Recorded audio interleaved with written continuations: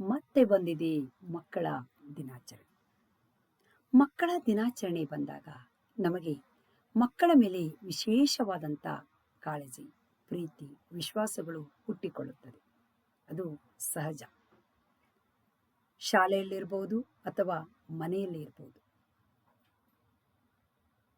ಅಪ್ಪ ಅಮ್ಮ, ಮೇಡಮ್ ಮೇಷ್ಟ್ರುಗಳು ಬೈಯದೇ ಇರುವ ದಿನವೆಂದರೆ ನವೆಂಬರ್ 14 ಮಕ್ಕಳ ದಿನಾಚರಣೆ. ಅದಕ್ಕೋಸ್ಕರ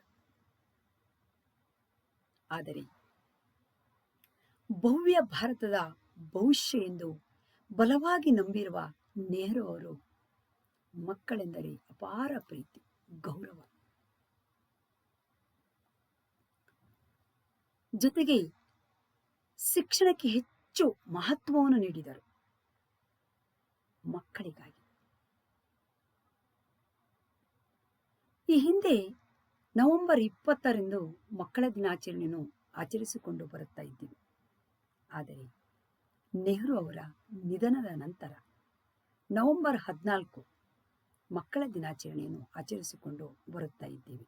ಏಕೆಂದರೆ ಮಕ್ಕಳ ಮೇಲೆ ಅಪಾರ ಪ್ರೀತಿ ಹೊಂದಿದ್ದರು. ಅವರ ಜನ್ಮದಿನವನ್ನು ಮಕ್ಕಳ ದಿನಾಚರಣೆಯಾಗಿ ನಾವು ಆಚರಿಸಿಕೊಂಡು ಬರಲಾಗುತ್ತದೆ. ಇದು ನಿಮಗೆಲ್ಲರಿಗೂ ಗೊತ್ತಿದೆ. ನಾನಿಲ್ಲಿ ಬೇರೆ ಏನು ಮಾತನಾಡುವುದಿಲ್ಲ. ಪ್ರಾಕ್ಟಿಕಲ್ ಆಗಿ ತರಗತಿಯಲ್ಲಿ ನಡೆಯುವಂತಹ ಒಂದು ಸನ್ನಿವೇಶಗಳನ್ನು, ಕೆಲವೊಂದು ಉದಾಹರಣೆಗಳನ್ನು ಮಾತ್ರ ನಾನು ನಿಮಗೆ ಇಲ್ಲಿ ಕೊಡ್ತಾ ಇದ್ದೀನಿ. ಇದು ದೇಶದಾದ್ಯಂತ ನಡೆಯುವಂಥದ್ದು, ಕೇವಲ ಅಲ್ಲಿ ಇಲ್ಲಿ ಮಾತ್ರ ಅಂತ ಅಲ್ಲ. ಮಕ್ಕಳ ದಿನಾಚರಣೆ ಬಂದಾಗ ಸಂಘ ಸಂಸ್ಥೆಗಳು ಎಲ್ಲ ಕಡೆ ಮಕ್ಕಳ ಮೇಲೆ ಅಪಾರವಾದ ಪ್ರೀತಿ, ವಿಶೇಷವಾದ ಕಾಳಜಿ ಇರುತ್ತದೆ.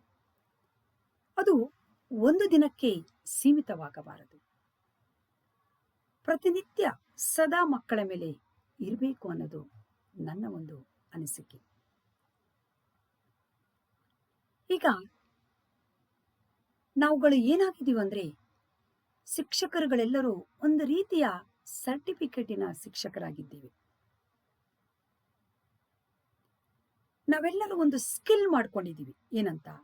ಪ್ರತಿನಿತ್ಯ ಮಕ್ಕಳಿಗೆ ತರಗತಿಗೆ ಹೋದ್ಮೇಲೆ ಬೈಯುವುದು ಒಂದು ಸ್ಕಿಲ್. ಎಲ್ಲ ಕಡೆ ಎಲ್ಲವರು ಬೈಯದೇ ಇರುವಂತ ಶಿಕ್ಷಕರೇ ಇಲ್ಲ. ಅದಕ್ಕೆ ಕಾರಣ ಏನು? ಏನ್ ಕೊರತೆಗಳು ಇರಬಹುದು? ಓದಿವಿ, 1 ಲಕ್ಷ 2 ಲಕ್ಷ ಏನೋ ಕೊಟ್ಟಿವಿ, ಒಂದು ಸರ್ಟಿಫಿಕೇಟ್ ತಗೊಂಡಿವಿ, ಡಿಗ್ರಿ, MA, BEd ಹೀಗೆ ಅನೇಕ ರೀತಿಯ ಪದವಿಗಳನ್ನು ನಾವು ಪಡೆದುಕೊಳ್ತಾ ಇದ್ದೀವಿ. ಅದಕ್ಕಿಂತ ಮೂಲವಾಗಿ ಈ ಟೆಕ್ಸ್ಟ್ ಬುಕ್ ಅನ್ನು ಮಾಡಲಿಕ್ಕೆ ಕೇವಲ MA, BEd, PhD ಶಿಕ್ಷಕರೇ ಬೇಕಂತ ಇಲ್ಲ. ಯಾರು ಬೇಕಾದರೂ ಕೂಡ ಅದನ್ನು ಓದಿ ಎಕ್ಸ್ಪ್ಲೇನ್ ಮಾಡ್ಬೋದು. ಆದರೆ ಶಿಕ್ಷಕರಾದವರಿಗೆ ಕೆಲವೊಂದು ಗುಣಲಕ್ಷಣಗಳು ಇರಬೇಕಾಗುತ್ತದೆ. ಮಕ್ಕಳ ಮೇಲೆ, ಮಕ್ಕಳ ಸಾಮರ್ಥ್ಯವನ್ನು ಅರ್ಥ ಮಾಡಿಕೊಳ್ಳುವುದರಲ್ಲಿ, ಮಕ್ಕಳ ಅನಿಸಿಕೆ ಅಭಿಪ್ರಾಯಗಳನ್ನು ತಿಳಿದುಕೊಳ್ಳುವುದರಲ್ಲಿ ನಾವು ಸಫಲರಾಗಬೇಕಾಗುತ್ತದೆ. ಕೆಲವು ಕೊರತೆಗಳು ಕಂಡು ಬರುತ್ತದೆ ಶಿಕ್ಷಕರಲ್ಲಿ. ಯಾಕೆ? ಯಾವುದು? ಈ ಕೊರತೆಗಳಿಗೆ ಕಾರಣ ಯಾವುದು? ನಮಗೆ ಎಜುಕೇಶನ್ ಪರ್ಸ್ಪೆಕ್ಟಿವ್, ಸಂವಿಧಾನವನ್ನು ಓದದೇ ಇರಬಹುದು, ಲಿಂಗ್ವಿಸ್ಟಿಕ್ ಬಗ್ಗೆ ಓದದೇ ಇರುವುದು, NCF, NEP ಇವುಗಳನ್ನು ನಾವು ತಿಳಿದುಕೊಳ್ಳದೇ ಇರುವ ಕಾರಣದಿಂದಾಗಿ ಮಕ್ಕಳಿಗೆ ನಾವು ಪ್ರತಿನಿತ್ಯ ಬೈಯುವ ಒಂದು ಸ್ಕಿಲ್ ಅನ್ನು ಬಳಸ್ಕೊಂಡಿದ್ದೀವಿ. ಒಂದಲ್ಲ ಒಂದು ರೀತಿಯಲ್ಲಿ, ಒಂದಲ್ಲ ಒಂದು ಮಗುವಿಗೆ ನಾವು ಇದನ್ನು ಮಾಡ್ತಾನೆ ಇರ್ತೀವಿ. ಹಾಗಾಗಬಾರ್ದು. ಮಕ್ಕಳು ದೇವರಿಗೆ ಸಮಾನ. ಇಂದಿನ ಮಕ್ಕಳೇ ಮುಂದಿನ ಪ್ರಜೆಗಳು. ಮಕ್ಕಳು ಮುಂದಿನ ಆಸ್ತಿ ಅಂತ ನಾವು ಹೇಳ್ತೀವಿ. ಆದರೆ ತರಗತಿ ಹೋದಾಗ ಪ್ರತಿಯೊಬ್ಬರೂ ಕೂಡ ನಾವು ಅದನ್ನು ಮರೆತು ಬಿಡ್ತೀವಿ. ಹಾಗಾಗಬಾರ್ದು ಶಿಕ್ಷಣ ಅನ್ನೋದು. ಯಾಕಂದ್ರೆ ಮಗು ಒಂದು ಖಾಲಿ ಕೊಡ, ಅದಕ್ಕೇನು ಗೊತ್ತಿಲ್ಲ. ಅದು ಗೊತ್ತಿಲ್ಲದಕ್ಕೆ ನಮ್ಮ ಹತ್ರ ಬಂದಿರುತ್ತದೆ. ಮಗುವಿಗೆ ಏನು ಬರಲ್ಲ, ಆತ ದಡ್ಡ, ಆತನಿಗೇನು ಗೊತ್ತಿಲ್ಲ, ಹಾಗೆಲ್ಲ ನಾವು ಬಳಸಿದ್ರೆ ಮಗುವಿನ ಮನಸ್ಸಿಗೆ ಏನಾಗ್ಬೋದು? ಮಗು ತನ್ನ ಸಾಮರ್ಥ್ಯಕ್ಕೆ ಅನುಗುಣವಾಗಿಯೇ ಎಲ್ಲವನ್ನೂ ಮಾಡುತ್ತಾ ಇರುತ್ತದೆ. ಸಾಮರ್ಥ್ಯವನ್ನು ಮೀರಿ ಮಾಡಲಿಕ್ಕೆ ಸಾಧ್ಯ ಇಲ್ಲ. ಅದು ತನ್ನ ಸಾಮರ್ಥ್ಯಕ್ಕೆ ಅನುಗುಣವಾಗಿ ತನ್ನ ಪ್ರತಿಭೆಯನ್ನು ಹೊರಹಾಕುತ್ತಾ ಇರುತ್ತದೆ. ಒಂದಲ್ಲ ಒಂದು ರೀತಿ ಕೇವಲ ಓದುವುದು ಬರೆಯುವುದು ಮಾತ್ರ ಅಲ್ಲ, ಆಟ ಪಾಠ ಪ್ರತಿಯೊಂದರಲ್ಲೂ ಕೂಡ ಇರ್ಬೋದು. ಕಲೆ, ಹಾಡುವುದು, ನೃತ್ಯ ಯಾವುದೇ ಇರ್ಬೋದು. ಇದೆಲ್ಲವನ್ನು ನಾವು ನೋಡ್ತಾ ಇರ್ತೀವಿ. ಉದಾಹರಣೆ, ಈಗ ನಾವು ತರಗತಿಯಲ್ಲಿ ಏನಾಗ್ತಾ ಇದೆ ಅಂದ್ರೆ, ಯಾವುದೇ ಸಬ್ಜೆಕ್ಟ್ ಇರ್ಬೋದು, ಒಂದು ಶಿಕ್ಷಕರು ತರಗತಿಗೆ ಹೋಗಿ ಪಾಠ ಬೋಧನೆ ಮಾಡುವಂತ ಸಂದರ್ಭದಲ್ಲಿ ಯಾವುದೇ ಒಂದು ಮಗು ಆ ಶಿಕ್ಷಕರಿಗೆ ಒಂದು ತೊಂದರೆ ಕೊಡ್ತು ಅಂದ್ರೆ, ಅವರು ಬಂದು ತಮ್ಮ ಸಹೋದ್ಯೋಗಿಗಳಿಗೆ, ತಮ್ಮ ಸ್ಟಾಫ್ ಅಲ್ಲಿ ಹೇಳ್ಕೊಳ್ತಾರೆ. ಅನಂತರ ನೆಕ್ಸ್ಟ್ ಹೋಗುವವರೆಲ್ಲರೂ ಕೂಡ ಪ್ರತಿನಿತ್ಯ ಅದೇನಾಗ್ಬಿಡ್ತೈತೆ ಅಂತ ಹೇಳಿದ್ರೆ, ಆ ಮಕ್ಕಳನ್ನು ಒಂದು ಟಾರ್ಗೆಟ್ ಇಟ್ಕೊಂಡು ನಾವು ಬೈಲಿಕ್ಕೆ ಶುರು ಮಾಡ್ತೀವಿ. ಆ ಮಗು ತನ್ನಲ್ಲಿರುವಂತ ಹೊಸ ಹೊಸ ಪ್ರತಿಭೆಗಳು, ನೃತ್ಯ, ಡ್ಯಾನ್ಸು, ಸಾಂಗು ಅಥವಾ ಚಿತ್ರಕಲೆ ಯಾವುದೇ ಇರ್ಬೋದು, ಏನೇ ಮಾಡಿದ್ರು ಕೂಡ ಆ ಮಗು ಮಾಡಿದ್ರೆ ನಾವು ಅದನ್ನು ಇಷ್ಟಪಡೋದಿಲ್ಲ. ಯಾಕಂದ್ರೆ ಆಲ್ರೆಡಿ ನಮ್ಮ ಮೈಂಡಲ್ಲಿ ಏನು ಬಂದಿದೆ ಅಂದ್ರೆ, ಆ ಮಗುವಿನ ಮೇಲೆ ನಮಗೆ ಪಾಸಿಟಿವ್ ಇಲ್ಲೇ ಇಲ್ಲ. ಅದ್ರ ಬಗ್ಗೆ ನಾವು ಯಾವಾಗಲೂ ನೆಗೆಟಿವ್ ಆಗಿ ಮಾತಾಡ್ತಾ ಇರ್ತೀವಿ. ನಾವು ಧನಾತ್ಮಕವಾಗಿ ಮಕ್ಕಳ ಬಗ್ಗೆ ಚಿಂತನೆ ಮಾಡೋದಿಲ್ಲ, ಋಣಾತ್ಮಕವಾಗಿಯೇ ಹೇಳ್ತಾ ಇರ್ತೀವಿ. ಅದು ಆಗಬಾರ್ದು. ಒಂದೇಳೆ ಅದು ವೇದಿಕೆಗೆ ಬಂತು ಅಂತ ಇಟ್ಕೊಳ್ಳಿ, ಸ್ಟೇಜಿಗೆ ಏನಾದರೂ ಡ್ಯಾನ್ಸು, ಸಾಂಗು ಅಥವಾ ಏನೋ ಒಂದು ಮಾಡ್ಲಿಕ್ಕೆ ಬಂದಾಗ, ಎಷ್ಟೇ ಆ ಹಾಡು ಅಥವಾ ಆ ನೃತ್ಯ ಚೆನ್ನಾಗಿ ಮಾಡಿದ್ರು ಕೂಡ ಅದನ್ನು ನಾವು ಮೆಚ್ಕೊಳ್ಳಿಕ್ಕೆ ರೆಡಿ ಇಲ್ಲ. ಯಾಕಂದ್ರೆ ನಮ್ಮ ಮನಸ್ಸಿನಲ್ಲಿ, ನಮ್ಮ ಮನದಲ್ಲಿ ಆ ಮಗು ಕಂಡ್ರೆ ನಮ್ಗೆ ಇಷ್ಟ ಇಲ್ಲ. ಹಾಗಾಗಿ ಆ ಮಗು ಏನೇ ಮಾಡಿದ್ರೂ ತಪ್ಪಾಗಿ ಕಾಣುತ್ತದೆ. ಪ್ರತಿನಿತ್ಯ ಆ ಮಗುವನ್ನು ನಾವು ಒಂದು ಅಪರಾಧಿಯ ಸ್ಥಾನದಲ್ಲಿ ನಿಲ್ಲಿಸಿನೇ ನಾವು ನೋಡ್ತಾ ಇರ್ತೀವಿ. ಹಾಗಾಗಬಾರ್ದು.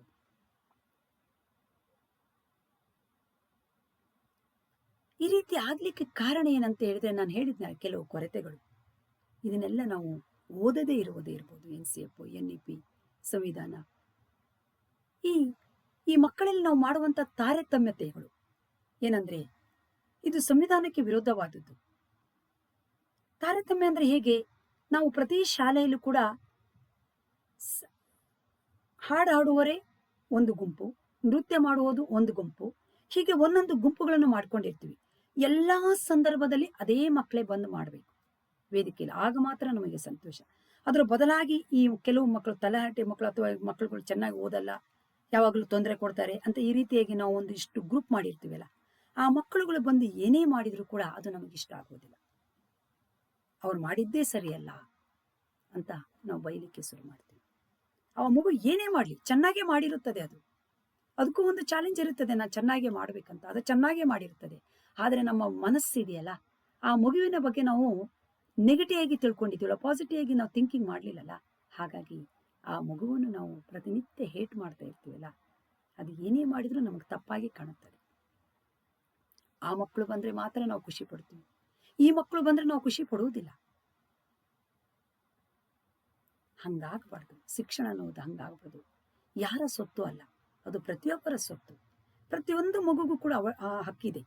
ಯಾಕಂದ್ರೆ ಈ ಖಾಸಗಿ ಶಾಲೆಗಳಲ್ಲಂತೂ ಎಲ್ಲಾ ಮಕ್ಕಳು ಸಮಾನವಾಗಿ ಫೀಸ್ ಕಟ್ಟಿರ್ತಾರೆ, ಎಲ್ಲಾ ಮಕ್ಕಳು ವೇದಿಕೆ ಬರಬೇಕಾಗುತ್ತದೆ. ನಾವು ಯಾರು ಆ ಕೆಲಸ ಮಾಡ್ತಾ ಇಲ್ವಿ.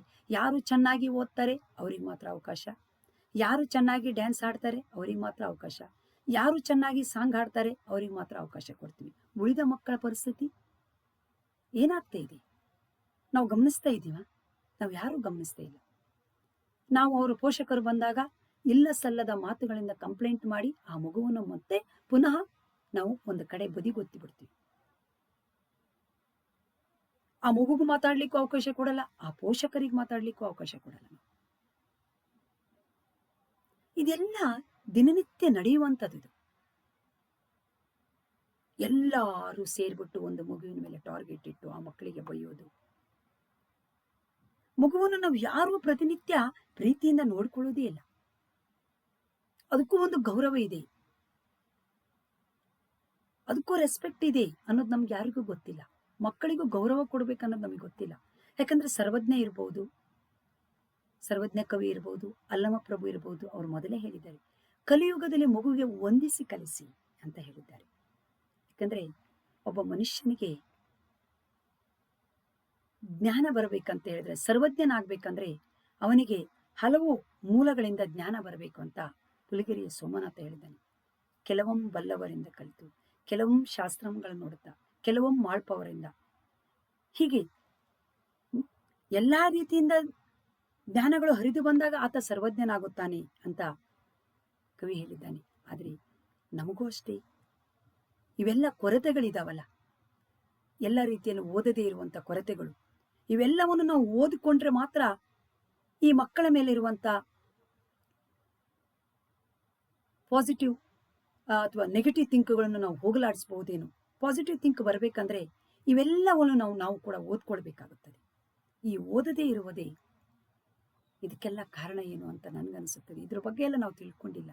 ನಾವೇನಾದ್ರೂ ಬರೀ ಟೆಕ್ಸ್ಟ್ ಬುಕ್, ವ್ಯಾಕರಣ, ಗ್ರಾಮರು, ಲೆಸನ್ಗಳು ಇದನ್ನ ನಾವೇ ಮಾಡ್ಬೇಕನ್ನೋದಿಲ್ಲ. ಯಾರು ಬೇಕಾದ್ರೂ ಅದನ್ನ ಬಂದು ಓದಿ ಎಕ್ಸ್ಪ್ಲೇನ್ ಮಾಡಿ ಹೋಗ್ತಾರೆ. ಅದು ಓದ್ಲಿಕ್ಕೆ ಬಂದವರು ಯಾರು ಬೇಕಾದ್ರೂ ಮಾಡ್ಬೋದು. ನಾವು ಮಗುವಿಗೆ ಸರಿಯಾದ ಶಿಕ್ಷಣವನ್ನು, ಅಂದ್ರೆ ಮಗುವಿನ ಸಾಮರ್ಥ್ಯವನ್ನು ಅರ್ಥ ಮಾಡಿಕೊಳ್ಳುವುದರಲ್ಲಿ ಶಿಕ್ಷಕರಲ್ಲಿ ಕೊರತೆ ಇದೆಯೇನೋ ಅಂತ ನನಗನ್ಸುತ್ತದೆ. ಹಾಗಾಗಿ ನಾವು ಮಕ್ಕಳ ಮೇಲೆ ಇಷ್ಟೆಲ್ಲ ಪ್ರೆಷರ್ ಮಾಡ್ತಾ ಇದ್ವಿ, ತೊಂದರೆ ಕೊಡ್ತಾ ಇದ್ದೀವಿ. ಅದಕ್ಕೆ ನಾನು ಹೇಳ್ತಾ ಇದ್ದೀನಿ, ನವೆಂಬರ್ 14 ಬಂತು ಅಂದಾಗ ಮಾತ್ರ ನಮಗೆ ಆ ಕಾಳಜಿ, ಆ ಪ್ರೀತಿ ಬರಬಾರ್ದು. ಪ್ರತಿನಿತ್ಯ ಬರಬೇಕು. ಅದು ಒಂದು ದಿನಕ್ಕೆ ಸೀಮಿತವಾಗಬಾರದು ಅನ್ನೋದು ನನ್ನ ಅನಿಸಿಕೆ, ಅಭಿಪ್ರಾಯಗಳು. ಯಾಕಂದ್ರೆ ನನಗೆ ಮಕ್ಕಳಂದ್ರೆ ಜೀವ, ಮಕ್ಕಳಂದ್ರೇನೆ ಪ್ರಾಣ. ಪ್ರತಿನಿತ್ಯ ನನಗೆ ಮಕ್ಕಳಿರ್ಬೇಕಾಗುತ್ತದೆ. ಅಪಾರವಾದ ಪ್ರೀತಿಯನ್ನು ಇಟ್ಕೊಂಡಿದ್ದೀನಿ ನನ್ನ ಮಕ್ಕಳ ಮೇಲೆ. ಆ ಪ್ರೀತಿ ನನ್ನ ಹಾಗೆ ಎಲ್ಲರೂ ಶಿಕ್ಷಕರಿಗೂ ಬರಬೇಕು. ಮಕ್ಕಳಿಗೆ ಬೈಬಾರ್ದು. ಬೈಯುವಾಗ ನಾವು ಯೋಚನೆ ಮಾಡಬೇಕು, ಮಗು ಅಂತ ತಪ್ಪು ಏನು ಮಾಡಿದೆ ಅನ್ನೋದನ್ನು ನಾವು ನೋಡ್ಬೇಕಾಗುತ್ತದೆ. ನೋಡ್ಕೊಂಡು ನಾವು ಮಾತಾಡ್ಬೇಕಾಗ್ತದೆ. ಯಾರಿಗೋ ಒಬ್ಬರಿಗೆ ತೊಂದರೆ ಕೊಟ್ಟಿದೆ ಅಂದಾಗ ನಾವೆಲ್ಲರೂ ಹೋಗಿ ಆ ಮಗುವನ್ನು ಬೈಯುವುದು ತಪ್ಪಾಗುತ್ತದೆ. ಅದಕ್ಕೆ ಏನು ಕೊರತೆ ಇದೆ ಅನ್ನೋದನ್ನು ನಾವು ನೋಡ್ಬೇಕಾಗುತ್ತದೆ ಅಂತ ಹೇಳ್ತಾ ನನ್ನ ಅನಿಸಿಕೆ, ಅಭಿಪ್ರಾಯಗಳನ್ನು ನಾನು ಮುಗಿಸ್ತಾ ಇದ್ದೀನಿ. ಧನ್ಯವಾದಗಳು. Thank you. Bye bye.